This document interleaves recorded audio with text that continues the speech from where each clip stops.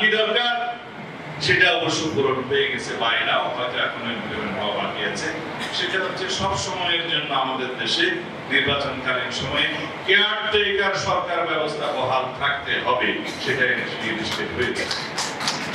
সেজন্যই আমরা দীর্ঘ 17 বছর সংগ্রাম করেছি তত্ত্বাবধায়ক সরকার পুনঃপ্রতিষ্ঠার জন্য, এবং তার মধ্য দিয়ে স্বচ্ছ নিরপেক্ষ এবং নির্বাচনের জন্য, স্বচ্ছ নিরপেক্ষ এবং কি বলে সুন্দর একটি নির্বাচন ব্যবস্থা প্রতিষ্ঠার জন্য যে নির্বাচনী সংস্কার কমিশনের যে সমস্ত রিপোর্ট এসছে এগুলো নিয়ে আমরা কথা বলেছি। তার মধ্যেও সঙ্গে বিতর্ক আছে, কিন্তু কেয়ারটেকার সরকার ব্যবস্থার মধ্য দিয়ে যদি সত্যিকার স্বাধীন নির্বাচন কমিশন নির্বাচন পরিচালনা করতে পারে, এখানে কিন্তু স্বৈরাচারের উৎপত্তিটা বন্ধ হয়ে যায়। এই কথাগুলো আমি জন্যই বলেছি, শুধুমাত্র নির্বাহী বিভাগকে দুর্বল করার মধ্য দিয়ে কিন্তু রাষ্ট্রের একটি গণতান্ত্রিক কাঠামো শক্তিশালী দাঁড় করানো যাবে।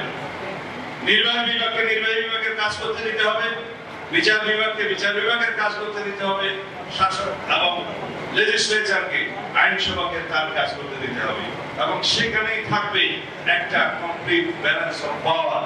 এবং সেটা আমরা আইনের ভাষায় যেটা বলি যে একটা সেপারেশন অফ পাওয়ার থিওরি, যেটা মূল